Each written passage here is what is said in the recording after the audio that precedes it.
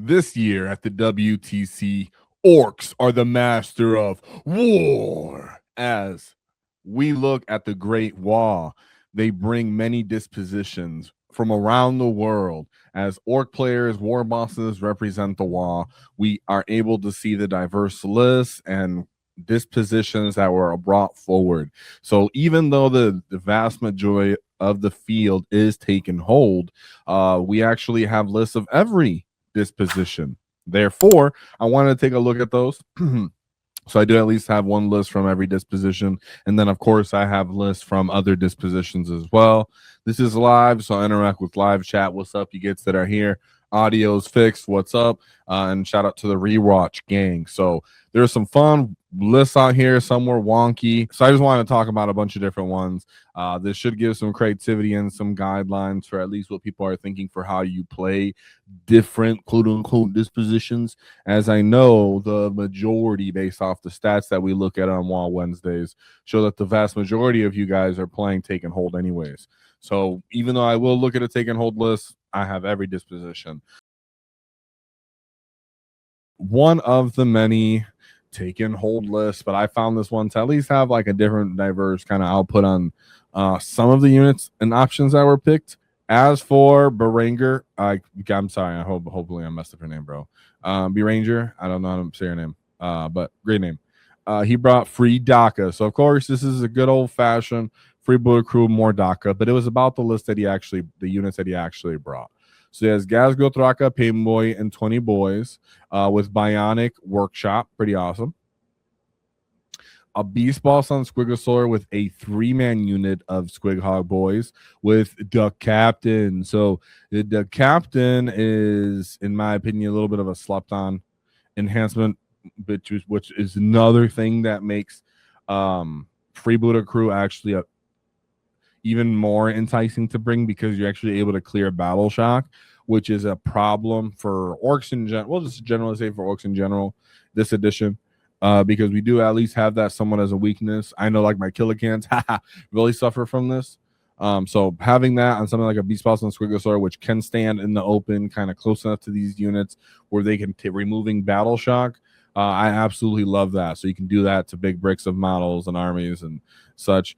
So that with the 3-man unit of pigs. Then we have Mazrog Scragbag with another big brick of pigs. So we're already seeing difference here, which we do know that you can bring squigs and like the Hunt and Warhorde, and people always sleep on the fact that you bring them in Freebooter crew. You know, before we moved into 11th edition, when I was ending 10th edition, I was just playing out Freebooter crew when it was still those little circular objectives.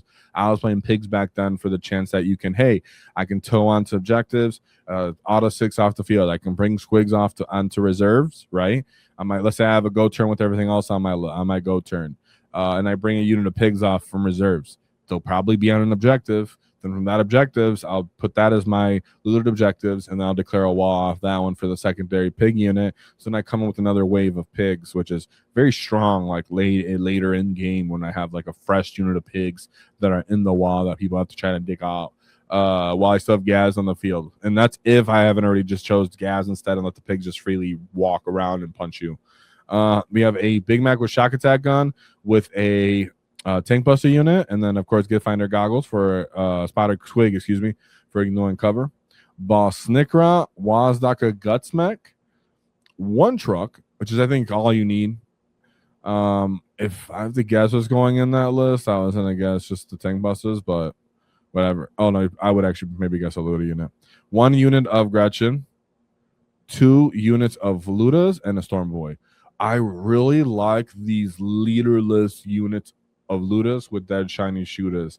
That's another real big strength of Freebooter crew, is that you can take these Luda bricks, you're just on their 1 go turn, boom, you bring them off reserves, you pop them on a truck, you run through a building, whatever you got to do, they get in range, they fire, they pop off, and then they're just standing around and maybe getting some charges off and stuff like that for 115 points. I love it. You can get close enough when you get in a truck. The truck makes you possibly close enough to get another AP. And then just 1 Storm Boy for the scoring. So what I really liked about this list was the diversity of assets. So he still has the brick of boys for the center field, that momentum, that continuous gas, killing almost anything brick. Then you have some pigs. One can go in reserve. One can act as another threat that could possibly tow on objectives and throttle its way upfield. You have tank buses and lootas, so that on that go turn, you pop out, you pop trucks, you shoot stuff that's on objectives. You have WAAAGH, Dakka, Gutsmack, and Snick Rot to keep the enemy honest as well for shenanigans around the battlefield. One truck to quickly move those lootas around. And then the other one, like I said, could also be in reserve because you could put a small unit of pigs and lootas, and then if I did my points right, in reserve. Or some people might say put the tank bus in the reserve because they don't have a truck. Depends on your layout or your matchup. So I actually really like this list as for like its change up. So I do know that maybe there's like, okay, bringing 60 to 80 boys or 60 boys for Zod, and then some Ludas would be a better list in theory, quote unquote. But I really like this kind of list. Seems really fun to play. Has all the strong units you want to see. And one thing I want to point out, as we're still going to look at other lists from other dispositions, is how much we're seeing WAAAGH out here. So you're going to see solo mobs, you're going to see leader mobs, you're going to see a bunch of different WAAAGHs out here. And I think that's the really exciting thing, is that if WAAAGH found his place once again in the game for that point cost.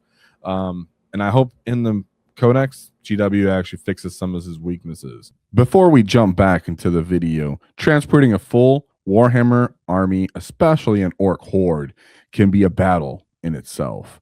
The oTTRPGo large magnetic miniature carrying case is built to carrying armies over 3,000 points with adjustable metal trays to give you room for everything from boys to vehicles and your biggest centerpiece gets. Once your bases are magnetized, your model stays secured to the trays without being packed within foam. And because a massive army gets heavy fast, the case includes a detachable trolley handle and wheels, so you can roll the wall into your local battle. Check it out using my affiliate link in the description. It helps support WAAAGH tactics at no additional cost to you. Protect your models, save your backs, and roll into the next call of the wall. This is the Freebooter Taken Hold Equatorial and Freebooter crew list. So I might bring my friend up on here who's been playing with this style of list, and we might talk about this for the members chat and have like a conversation on live on that. But this has been getting some looks. It does have a little bit of downside to maybe something like more Dakka Freebooter mix up because of like the mirror and the blast and stuff like that. At the same time, though, I do think the Equatorial Horde can also give you higher scoring differentials. And if you're playing something like teams where you can set them up into matchups, that's where you can actually pull that off. So it makes sense to me here. And I didn't see too many of these Equatorial and Freebooter crew, but maybe I just missed them. But let's take a look at this one at least. We have Gazgul, Pain Boys, a Beast Boss with the Magic Cards Magic Map. So they can, that's a Magic card, Razgit's Magic Map. So this is the redeploy one. So you can pick 3 units and redeploy them. Thought that was pretty cool. So we have that with the 10-man unit of Beast Boss, Snagger Boys. A Big Boss with Pain Boys and Bionic Workshop in the Boys unit. That's always interesting to see because you already get sustain from Freebooter crew, but sometimes you're in a fight and you're not on that objective. So that means that unit that's maybe fighting on another objective, like it's go turn, and you're fighting on no man's land, which is not an objective, or on the enemy's natural or whatever it is, and your boys can actually still get access to sustain and lethal, whether if it's from Akari or if they're using the strat. So that's the cool part of taking a brick with the Big Boss and them still having the Bionic Workshop. Then you move on to his 4th unit, which is a War Boss with Unkillable Scourge, so you can get back up, and Pain Boy, and then a big brick of boys there as well, and then Zagrant with another brick. So you have 1, 2, 3, 4 mobs of pretty mobs. Sorry, so 3 of them are boys, and then 1 Zod, so it's pretty standard, and then some Beast Snagger boys thrown in there as well. WAAAGH, Dakka, Gutsmack, 1 truck, 1 Gretchen, 1 Commando, 1 Storm Boy. So I actually really like this list. Pretty straightforward, pretty obvious. I run up, I smash into you. You know, I can scout, and then I can also redeploy. So let's think about that here. So scouting means, in theory, like if you watch the Equatorial video, you can end up saying, well, I just won't be, I'm going to choose these boy units to scout, which means I can not have them on the field, and then during the scouting phase bring them on the field.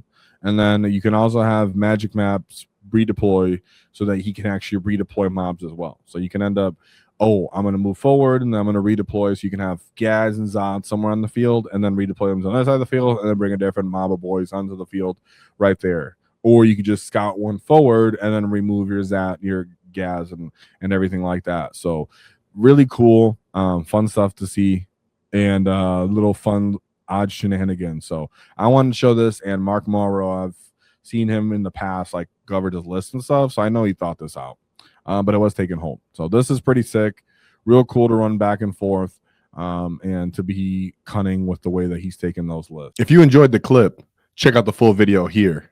If you'd like to see more tactics, click here. Let's get stuck in, lads!